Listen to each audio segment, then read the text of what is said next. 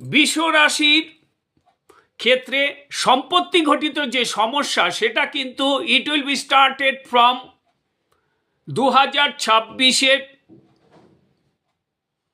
মধ্যে ঘটবেই।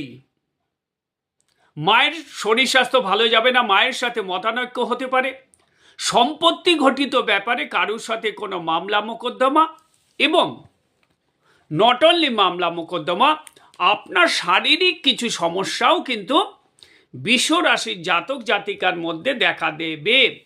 এবং এই 2026 সালটা পুরোটাই মোটামুটি কিন্তু আপনাকে সাবধান থাকা দরকার।